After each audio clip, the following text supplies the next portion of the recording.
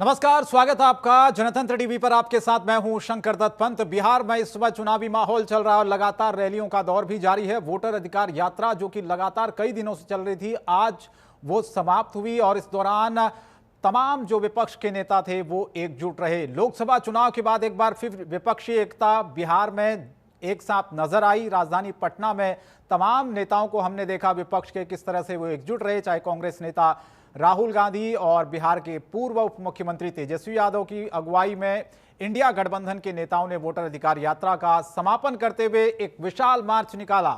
इस मार्च में शामिल होने के लिए पूर्व भारतीय क्रिकेटर यूसुफ पठान भी पटना के गांधी मैदान पहुंचे और उनकी मौजूदगी ने सबका ध्यान अपनी ओर खींचा। इससे यह कार्यक्रम और ज्यादा खास बन गया। तस्वीरें भी देखिए। आज ये बता दें, वोटर अधिकार यात्रा जो 17 अगस्त को शुरू हुई थी, लगभग 1300 किलोमीटर का सफर तय कर पटना पहुंची।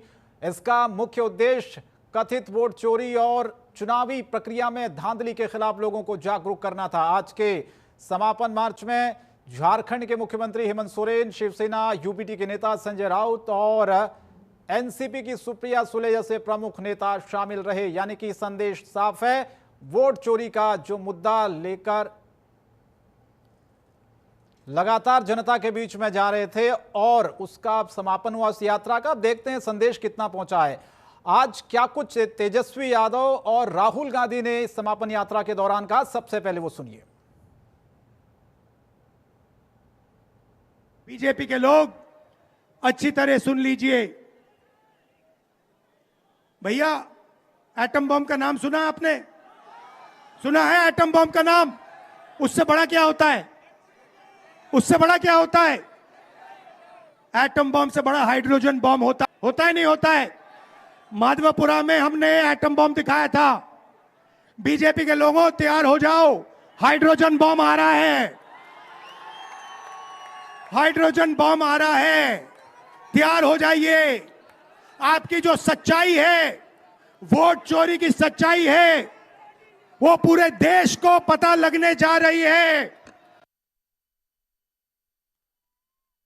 बिहार में जो सरकार चल रही है, ये डबल इंजन की सरकार, एक इंजन अपराध में है लगा हुआ और दूसरा इंजन भ्रष्टाचार में लगा हुआ है। बहुत लोगों का नाम काटा जा रहा है। आप लोगों को अपने वोट की रक्षा करनी है। बताइए, अपने वोट की रक्षा कीजिएगा कि नहीं कीजिएगा? और अपने जान पहचान वाले रिश्तेदार, दोस्त यारों का भी वोट कटने नहीं देना है। और यही नहीं, बड़ी चालाकी से फर्जी वोट भी जोड़े जा रहे हैं। तो यहां बिहार में गड़बड़ करने वाले को मुंह तोड़ जवाब देना है, मुंह तोड़ जवाब देना है। एक बेईमान भ्रष्टाचार वाली सरकार, अपराध बढ़ गया बिहार में। ऐसी सरकार को हम लोगों को आने वाले चुनाव में उखाड़ करके फेंकने का काम करना है। तो राहुल गांधी और तेजस्वी यादव का आपने सुना। लगातार वोट चोरी का मुद्दा जो पिछले कई दिनों से इस यात्रा के दौरान वो उठा रहे थे, आज समापन जब हुआ यात्रा का, उस दौरान भी यही कहा, जिक्र किया कि वोट चोरी हो रहा है। और इस बार कांग्रेस पार्टी तो ये कह रही है, मल्लिकार्जुन खड़गे ने तो यहां तक कह दिया ये सरकार सिर्फ 6 महीने तक ही है। तो चलिए इसी पर चर्चा की शुरुआत करते हैं। कुछ खास मेहमानों का पैनल हमारे साथ जुड़ रहा है, आपका परिचय करवा देता हूं। राकेश पोद्दार जी है, भारतीय जनता पार्टी के प्रवक्ता, बहुत बहुत स्वागत है आपका। प्रोफेसर रणजीत मिश्रा, प्रवक्ता कांग्रेस पार्टी का, आपका भी बहुत स्वागत है। उत्पल वल्लभ जी हैं, आरजेडी के प्रवक्ता, आपका भी बहुत स्वागत करता हूं। चर्चा की शुरुआत राकेश जी आप ही से मैं करना चाहता हूं। आज ये जो वोटर अधिकार यात्रा थी, इसका आखिरी पड़ाव था, आखिरी दिन था, समाप्त हुई। राहुल गांधी ने आज ये कह दिया कि बीजेपी के लोग अच्छी तरह से सुन ले, आपने वोट चोरी का एटम बम देख लिया, लेकिन अब वोट चोरी का हाइड्रोजन बम आने वाला है। राकेश पोद्दार जी। वोट यात्रा है जी, वोट अधिकार यात्रा नहीं है, वंश बार परिवार अधिकार यात्रा पहला नंबर। और राहुल गांधी जी नारे में ही रह जाएंगे, सीमित रह जाएंगे, फोटो सेशन में ही सीमित रह जाएंगे, फोटो खिंचवाने में ही रह जाएंगे। बिहार के जो मुद्दे थे, विकास के मुद्दे की बात करते तो हमें अच्छा लगता, हम सत्ता पक्ष के थे, हम बात करते उनसे, विकास की बात करते, बेरोजगारी की बात करते। वो तो वोट चोरी का ही सबसे बड़ा मुद्दा है बिहार में इस बार। जी, वोट चोरी का मुद्दा सबसे बड़ा मुद्दा बता रहे हैं राहुल गांधी और पूरा विपक्ष। नहीं, वोट चोरी का कोई मुद्दा ही नहीं है देश के अंदर। राहुल गांधी जी की जितनी भी यात्रा आप देख लीजिए, सारी यात्रा में फोटो सेशन का ही काम हुआ है, नारों में ही रह जाएंगे, नारों का ही उन्होंने काम किया। उनके पास कोई मुद्दा ही नहीं था। अगर मुद्दा होता तो विकास के नाम पर हमसे वो बहस करते, विकास के नाम पर हमसे चर्चा करते, हमारी सरकार से चर्चा करते, और हमारे विधानसभा में जो अभी सत्र गया उस सत्र में चर्चा करते। उन लोगों को सत्ता चाहिए, सत्ता के लिए वो राजनीति करते हैं। उनको कोई मुद्दा से लेना देना नहीं है। वो सिर्फ विकास की बात नहीं करके वोट अधिकार यात्रा, अब कहते हैं बाबा साहब अम्बेडकर की यात्रा शुरू करेंगे, इससे पहले भारत जोड़ो यात्रा लाया, उससे क्या जनता को लाभ? लेकिन सर जो भीड़ देख रहे हैं आप राकेश पोद्दार जी, इसको हल्के में तो नहीं ले सकते ना। आप किसी यात्रा में अगर इतना जनसमूह उमड़ रहा है, तमाम लोग इकट्ठा हो रहे हैं, तो यानी कि समर्थन मिल रहा कहीं ना कहीं उस मुद्दे का जो राहुल गांधी और तेजस्वी यादव विपक्ष उठा रहा है।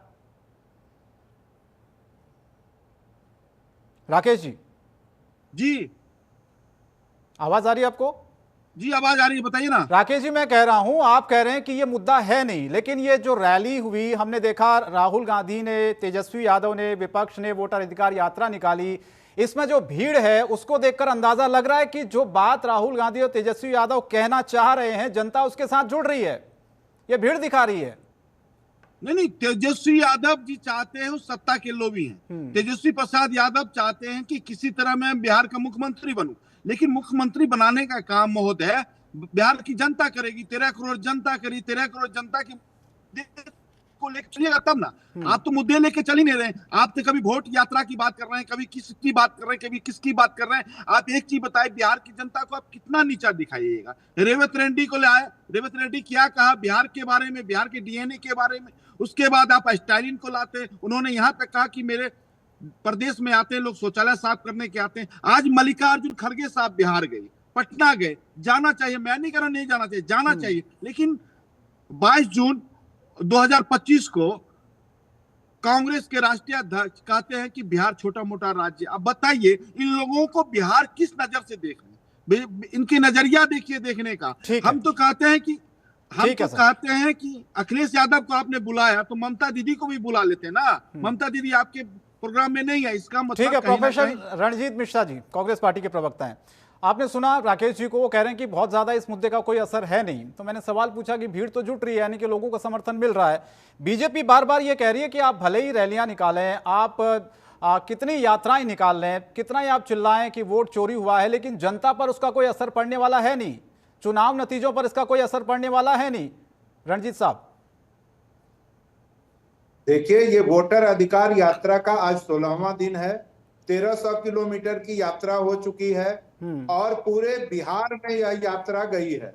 तो आज जो पटना में आपने जनसैलाब देखा, वो केवल राजधानी में जनसैलाब नहीं दिखा, अलग अलग जिलों में, चाहे वो सुपौल की बात करें, कटिहार की बात करें या सासाराम से लेके और आज तक की बात करें, आपने देखा होगा कि जनसैलाब उमड़ रहा है। तो राकेश जी भले ही आंखों पर पट्टी बांध लें, लेकिन बिहार की जनता इस आंदोलन से जुड़ चुकी है और लोगों के जुबान पे ये नारा चढ़ चुका है, वोट चोर गद्दी छोड़। तो ये नारा अब आम लोगों का नारा बन चुका है। देखिए, जिस तरह से इन्होंने लाखों लोगों को मताधिकार से वंचित करने का षड्यंत्र रचा है, कांग्रेस पार्टी उन लोगों के साथ खड़ी है और हमारा मानना है कि एक भी ऐसा व्यक्ति जो मताधिकार जिनका होना चाहिए वो उससे वंचित न हो। और यही कारण है कि हमारे आदरणीय नेता श्री राहुल गांधी जी, श्री तेजस्वी यादव जी और बाकी तमाम महागठबंधन के नेता अलग अलग जाकर सड़कों पर लोगों को यह बात समझाने में सफल रहे हैं कि किस तरह से मोदी सरकार और चुनाव आयोग की मिलीभगत है और किस तरह से वो आम लोगों के वोट चोरी में लगी है। एक बात और, अभी राकेश जी कह रहे थे, देखिए जहां तक डीएनए की बात है तो नीतीश जी के डीएनए पर सवाल उठाकर प्रधानमंत्री जी ने, आदरणीय मोदी जी ने स्वयं बहुत बड़ा सवाल खड़ा किया था और यहां से लाखों करोड़ों लोगों का डीएनए मुख्यमंत्री नीतीश कुमार जी ने दिल्ली भेजा था। तो भारतीय जनता पार्टी कहती कुछ है, करती कुछ है। बिहार और बिहार का अपमान अगर किसी ने सबसे अधिक किया है तो भारतीय जनता पार्टी और उसके घटक दल हैं। अब इन लोगों का देखिए, अब इन लोगों का समय पूरा हो चुका है। जनता इनकी विदाई तय कर चुकी है। बस कुछ गिने चुने दिन इनके पास बाकी है। इसमें जितना प्रोपेगेंडा चलाना चल रहा है, लेकिन बिहार की जनता ने मन भी न बना लिया है कि अब सत्ता से इनको उखाड़ फेंकेंगे। ठीक है उत्पल वल्लभ जी, ये आज राहुल गांधी ने कहा कि भैया एटम बम तो फोड़ दिया, अब हाइड्रोजन बम आने वाला है। बीजेपी वालों का नाम लेके राहुल गांधी सीधे सीधे इस बात को कह रहे हैं। क्या है ये हाइड्रोजन बम? देखिए, जिस तरह से इस देश में लोकतंत्र की हत्या के लिए लोकतंत्र की जननी बिहार को ही प्रयोगशाला बनाई है ये भाजपा के लोग और नरेंद्र मोदी जी, क्योंकि ये लोकतंत्र की जननी है बिहार, और यही लोकतंत्र की हत्या के लिए ये प्रयोगशाला बनाए हैं। देश में प्राचीन काल से लेकर के अब तक जब जब संकट आया तब तब बिहार ने इस देश को राह दिखाया है, चाहे वो बुद्ध के रूप में हो, बुद्ध काल में, प्राचीन काल में हो, महावीर काल में हो, मध्यकाल में हो, या आधुनिक काल में गांधी को चंपारण ने ही महात्मा बनाया है और बिहार ने ही इस देश में राह दिखाया है।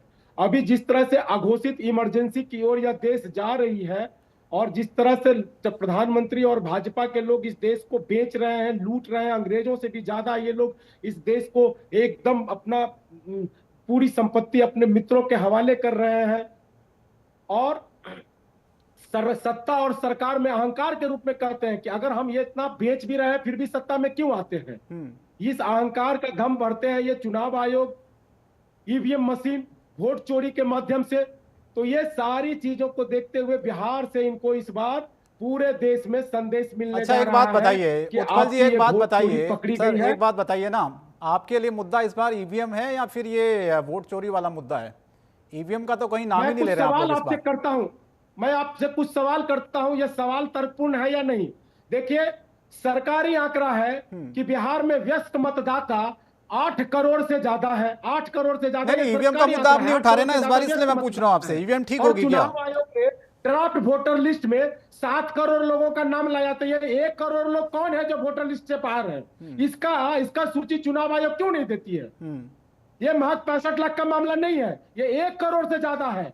चूंकि 65 लाख तो चुनाव आयोग ने अपने आंकड़े में दिया है, और जिस तरह से पूरे बिहार में नेता घूमे और घूम घूम के लोगों से मिले, तो अब समझ में आ रहा है कि 1 करोड़ से ज्यादा है। ये जो बोले कि आइटम बम, और जो बोल रहे हैं कि अब ये और बम हाइड्रोजन बम, तो आइटम बम तो 65 लाख थे, अब 1 करोड़ से ज्यादा आ रहा है। ये कहने का मतलब ये सर, पहले 65 लाख पर आप लोग, अब आप 1 करोड़ कह रहे हैं, फिर आप 1.5 करोड़ कहेंगे, फिर 2 करोड़ चले जाएगा। वो चुनाव आते आते ना जाने वो संख्या कितनी चली जाएगी। मैं पूछता हूँ, सरकारी आंकड़े में है राकेश जी, 1 करोड़ से ज्यादा मतदाता जो है व्यस्त चुनाव आयोग सफाई दे चुका है। जो भी व्यस्त नागरिक है भारत के, चुनाव आयोग कई बार इस पर सफाई दे चुका सर, तो वो तो 8 करोड़ से ज्यादा है। राकेश पोद्दार जी 7 करोड़ लाख आप दिए हैं, तो 1 करोड़ लोग को तो छांट के रखे। आपको बताना होगा कि वो बांग्लादेशी। ठीक है राकेश जी, जवाब दीजिए। ये संख्या तो 1 करोड़ बता रहे हैं शंकर जी। 65 लाख से 1 करोड़ हाइड्रोजन बम उसी को कह रहे हैं उत्पल जी। शंकर जी, इनका हाइड्रोजन बम हो चाहे एटम बम हो, जिस तरह पाकिस्तान का बम होता है ना, फुसी बम, फुस हो जाता है, वही बम इनके पास है। कोई इनको नहीं, मैंने कहा ना, खाता ना बही जो कहे सही, कभी कहेगा 65 लाख, कभी कहेगा 1 करोड़, कहेगा कभी कहेगा 25 लाख। सुन लीजिए मेरे भाई, मैं ध्यानपूर्वक आपका प्रश्न का जवाब दे रहा हूँ, ध्यानपूर्वक सुनिए।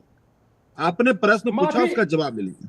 आपने हाइड्रोजन बम की बात कही, एटम बम की बात कही, सुन लीजिए। या तो आप बोल लीजिए मेरे भाई, आप बोल लीजिए, पहले आप बोल लीजिए, जितना आप बोलना है बोल लीजिए, सारे प्रश्नों का जवाब हम देंगे। शंकर जी, मैं देने के लिए तैयार हूँ, उनको कहीं चुप रहे। इन्होंने एटम बम की बात कही, एटम बम भी तो देखा था राहुल गांधी जी का, और हाइड्रोजन बम भी हमने देखा। ये लोग टूरिस्ट नेता है, ये नेता राहुल गांधी, तेजस्वी प्रसाद यादव जी नेतागिरी जो झाड़ रहे हैं बिहार के अंदर, सिर्फ गुमराह कर रहे हैं। और मैं एक चीज और बता देना चाहता हूं, इन्होंने मोदी जी के डीएनए की बात कांग्रेस ने पूछा। अरे भैया, मोदी जी का डीएनए था सबका साथ, सबका विकास, सबका विश्वास, और नीतीश कुमार जी का डीएनए था पार्ट 3 का, दोनों मिलाकर आज डबल इंजन की सरकार बिहार में चल रही। सुन लीजिए, और हमेशा सुनिए, अरे सुन लीजिए उत्पल भाई, और हमेशा आपके पास ना कोई खाता होता ना बही होता है, जो आए वही बोल दिया। नहीं, अरे मैं नहीं, तथ्यों नहीं, पे बात ये नहीं तो ये तो नहीं होगा ना राकेश पोद्दार जी, मतलब बीजेपी जो बोले वो ठीक है, विपक्ष जो मुद्दा उठाए वो बिल्कुल गलत है, उसमें कोई सच्चाई नहीं है। राहुल गांधी ने जो आंकड़े दिए, आप लोगों ने एक बार भी कहा कि उसकी जांच होनी चाहिए। राकेश पोद्दार जी, पैसा नहीं दिखाएंगे भाई, क्या बीजेपी के किसी नेता ने इस बात को कहा? आप लोग बिल्कुल ही नकार देते हैं कि नहीं, विपक्ष ने जो बात कही वो बिल्कुल ठीक नहीं है, बीजेपी जो बात कही वो ठीक है। लोकतंत्र है ना सर, सबको सुनना पड़ेगा ना। अगर कोई आवाज उठा रहा है, कोई चीज दिखा रहा है, कोई सबूत दिखा रहा है, तो उसकी जांच होनी चाहिए राकेश पोद्दार जी। देखिए 2 हफ्ते की यात्रा थी, इस यात्रा से सुन पाया गया, कोई यात्रा का मतलब नहीं हुआ, जनता पूछ रही थी। नहीं तो ये जन सैलाब जो उमड़ा यात्रा में, ये क्या है मुझे बताएं आप, ये जो भीड़ दिख रही है ये क्या है? आपने जो डीएनए की बात कर रहे हैं, मैंने कहा मोदी जी का डीएनए, नीतीश कुमार का डीएनए विकास का मुद्दा है। विकास के मुद्दे पे सबका साथ सबका विकास कीजिए कि नीतीश जी का डीएनए खराब है कि अच्छा है, आप तो अपने लेबोरेटरी में उसको रखे हुए हैं। अरे सुन लीजिए उत्पल भाई, मैं जवाब दे रहा हूँ, सुनना है तो सुन लीजिए, कोई बात ही नहीं। आप कर रहे हैं ना, अरे भाई आप सुन लीजिए ना, मैं डीएनए में बोल तो रहा हूँ, सुन लीजिए। कहा चिल्ला रहे हैं, चिल्लाने से जनता आपको थोड़ी मान जाएगी। जो ज्यादा चिल्लाता है, चोर की दाढ़ी में तिनका होता है, वही चिल्लाता है ज्यादा। सुन लीजिए, आपने प्रश्न पूछा, उसका जवाब ले लीजिए। मैंने तो कहा डीएनए की बात, सुन लीजिए। हमने तो कहा देश के प्रधानमंत्री का डीएनए है विकास, सबका साथ सबका विकास, सबका विश्वास, सबका प्रयास। और नीतीश कुमार जी का डीएनए है साथ नीचा पार्ट 1 पार्ट 2, चलाकर डबल इंजन की सरकार चल रही है। दोनों मोदी जी और नीतीश कुमार जी दोनों हाथ पकड़कर बिहार की जनता को विकास के रास्ते पे ले जाने की बात करती है। जब भी देश के प्रधानमंत्री आते हैं, बिहार में विकास की बात करते हैं। अरे जिनके साथ आप काम कर रहे हैं वो उनके राष्ट्रीय अध्यक्ष कहते हैं बीमारू राज्य बिहार, छोटा मोटा राज्य, शर्म नहीं आता है? आप स्टालिन के साथ जाते हैं मंच पर, जो कहते हैं बिहार के लोग हमारे यहाँ शौचालय साफ करने आते हैं, आप उसको मंच देते हैं। रेवंत रेड्डी डीएनए की बात करते हैं, उनको मंच देते हैं, कैसी बातें करते हैं? अरे कम से कम बिहार में विकास की बात करिए, मुद्दों की बात करिए। जनता चाहती है विकास, आप लोगों के पास कोई मुद्दा ही नहीं है, ना नेता है, नियत है, ना निष्ठा है। सुन लीजिए, आप सुन लीजिए, बिहार का मुद्दा है असली विकास, महागठबंधन का मुद्दा है सिर्फ वंशवाद। ये यात्रा नहीं थी, सिर्फ फोटो सेशन का यात्रा। प्रोफेसर रणजीत जी, 71,000 करोड़ का घपला, ये तो कैग रिपोर्ट है। कैग रिपोर्ट तो सरकार जारी करती है। कौन सा विकास की बात करते हैं आप? लॉ एंड ऑर्डर, दिन दहाड़े हत्याएं बिहार में हो रही है, इस पे भी चर्चा कर लेते हैं शंकर जी, अपराध पे भी चर्चा कर लेते हैं, अभी कर लेते हैं इनके सामने। मैं बता देता हूं अपराध कहां से शुरू होता है, कहां खत्म होता है। अरे सुन लेते हैं। किस मुद्दे पे आप हैं? देखिए, आप जो मुद्दा कहिएगा उसी मुद्दा पे आज से बहस करेंगे आपसे, और आप जिस मुद्दे की बात करिएगा उसी मुद्दा पे हम बहस करने के लिए तैयार है। बताइए किस मुद्दे पे आप बहस करना चाहते हैं हमारे साथ? विकास के मुद्दे पे, वंशवाद के मुद्दे पे, अपराध के मुद्दे पे, भ्रष्टाचार के मुद्दे पे? हम तो कहते हैं हमसे बहस करिए, लोकतंत्र है, आपका अधिकार है, हम सत्ता पक्ष में जवाब देंगे, एक एक सवाल का जवाब देंगे। जनता अगर हमें आशीर्वाद दिया है, सेवा करने के लिए भेजा है, तो हम सेवा कर रहे हैं। अगर हमारी सेवा आपको नहीं अच्छा लगता, लेकिन जनता को अच्छा लगता है। आज 22 राज्यों में हम सरकार चला रहे हैं, 3 बार से, ये कौन सी सेवा? 3 बार से सुनिए, लोकसभा का चुनाव जीते हैं, देश के प्रधानमंत्री सेवा कर रहे हैं। अगर आपको नहीं अच्छा लगता है, आपका चश्मा देखने का अलग है, हमारे लिए हमारे साथ पैसा घपला कर जाइएगा क्या? अपने देश की संपत्ति अडानी अंबानी अपने मित्रों के हवाले कर दीजिएगा क्या? आप एक काम करिए, अडानी का नाम बताइए, कितने संपत्ति उनको दे दिया? शंकर जी, इनसे पूछा जाए। बताएं, ठीक है, मैं पूछ रहा हूं। हमारी सरकार, प्रोफेसर साहब बताएं, कौन सी संपत्ति दी अडानी को? पूछ रहे हैं वो, कौन सा हमने बेच दिया, उसका नाम इनसे पूछा जाए। बताइए इनसे। 71,000 करोड़ एक नाम बता दीजिए, आपने अडानी को हमने बेचा है, एक नाम बताइए को बेचा है, एक बताइए कोई सरकारी संस्था बिकी है, बताइए, बताने का काम करें, बताइए चैनल पे साहब। मैं खुलकर बोलते हैं, बताइए सीएजी रिपोर्ट कौन जारी करता है? अरे सुन लीजिए, खाता ना भाई जो आया बोल दिए। ऐसी संस्कार आपकी सभ्यता है क्या? संस्कार है नहीं, सभ्यता है, चरित्र है नहीं। 71,000 वाली बातें करते हैं, सवाल करेगा तो संस्कारी हो गया। मतलब आप घबरा की और आपसे सवाल नहीं पूछे, जनता के पैसा अपने घर को देख लेना चाहिए। संस्कारी हो जाएगा व्यक्ति। संस्कारी और राष्ट्रभक्ति आप मत सिखाइए। 70 रुपये 60 रुपया का वजीफा लेने वाले, पेंशन पाने वाले अंग्रेजों का दलाल, आप मत सिखाइए संस्कार हमको। अरे इस पे भी सवाल कर लेते हैं, 60 रुपए कौन लेता था, कौन देता था, इस पे भी सवाल करते हैं शंकर जी। आज कर लेते हैं इनसे सवाल। आप अरे माफी वीरों के जिनके नींव पे आप खड़े हैं माफी ना, वीरों के अंग्रेजों वंशज ने हैं, आप नहीं हमको किया हुआ संस्कार है। सिखाइएगा। जिनके नींव पे आपकी पार्टी, आपकी संस्कार अब सभ्यता चल रही है। माफी कांग्रेस वीरों से की पूछिए माफी जाके, वीरों की जिनके साथ माफी उजान वीरों की हरानी वंशज उनके हमको साथ संस्कार आते हैं। सिखाएगा, चलिए, संस्कार शर्म सिखाएंगे। करिए, शर्म करिए। ये आजाद भारत का पहला आतंकी आरएसएस से निकला था, नाथूराम गोडसे, जिन्होंने इस राष्ट्र उसमें भी निर्माता का सवाल हत्या कर किया लेते है, हैं। वो संस्कार अरे सिखाएगा। नाथूराम गोडसे कौन था? लालू जी का भाई था। 50 साल तक इस देश के अच्छा राकेश पोद्दार जी, राहुल गांधी ने भी इस बात को उठाया आज, वो ये कह रहे हैं कि जिन ताकतों ने महात्मा गांधी की हत्या की वही ताकतें अब संविधान की हत्या करने की कोशिश कर रही है। जवाब दीजिए, 1 करोड़ लोग कैसे बाहर हैं राकेश साहब, मतदाता सूची से व्यस्त नागरिक? शंकर जी सवाल करना था, आप मुद्दा से मत भटकिए, कौन किया, कैसे मुद्दा किया? पे रहिए। अरे मुद्दा तो आप 8 भटका रहे हैं। करोड़ मतदाता है तो 7 अरे करोड़ मुद्दा क्यों तो आप ड्रॉप भटका लिस्ट रहे हैं, में हम तो मुद्दे पे मतदाता है? 8 करोड़ नागरिक जब है व्यस्त तो। अच्छा प्रोफेसर रणजीत जी, मैं सवाल पूछूं आपसे, आवाज आ रही है आपको? मान लीजिए सरकार बनती है, मान लीजिए महागठबंधन की सरकार बनती है, आप जितने भी दल वहां पर हैं, मुख्यमंत्री का चेहरा कौन होगा? कुछ तय किया है? देखिए, अभी पहले तो राकेश जी जो कह रहे थे, मैं आपको बताऊं कि नीति आयोग का आंकड़ा है कि शिक्षा हो, स्वास्थ्य हो, प्रति व्यक्ति आय हो, बिहार सबसे निचले पायदान पर है। 20 साल से इनकी सरकार है। आखिर ये लोग कर क्या रहे थे कि बिहार 20 साल में सबसे निचले पायदान पर है? बेरोजगारी अपने चरम पे है, 45 साल का रिकॉर्ड तोड़ रखा है। और ठीक है, अगर राष्ट्रीय स्तर पर बात करें तो आदरणीय प्रधानमंत्री जी कहते थे, मुख्यमंत्री की साख गिरती है, अब कहाँ है वो? अब माननीय प्रधानमंत्री जी अभी तक के सबसे बड़ी गिरावट पर भी कुछ क्यों नहीं बोलते हैं? और अब तो प्रधानमंत्री जी की साख पर यह बट्टा है ना कि अब तक का सबसे निचले स्तर पर रुपया जा चुका है। तो हर जगह इनका फेल्योर है, फिर भी ये गाल बजाएंगे। तो मुझे लगता है कि ये जो राकेश जी बार बार कहते हैं ना कि विकास के मुद्दे पर बात करें, तो बिहार में विकास के मुद्दे पर बात करने की स्थिति में ये नहीं है। 20 वर्ष से इनकी ये डबल इंजन सरकार कहते हैं, आखिर इनको एक भी उद्योग लगाने से किसने रोका? इसका तो जवाब बिहार की जनता को चाहिए ना इस समय। नहीं, मैं आपसे पूछना चाहता हूं रणजीत जी, मैं आपसे पूछना चाहता हूं, इसीलिए बिहार की जनता ने मैं आपसे पूछना चाहता हूं, पिछले 3 लोकसभा और विधानसभा चुनाव के नतीजों पर नजर डालें तो आप जानते हैं कांग्रेस की स्थिति क्या रही है बिहार में। तो इस बार ऐसा क्या होने जा रहा है, यही सवाल सबके मन में है। आप लोग जो इतना कॉन्फिडेंस से कह रहे हैं कि भैया बदलाव ही हो जाएगा इस बार, तो एटम बम, हाइड्रोजन बम, पता नहीं कौन कौन से बम फूटने वाले हैं।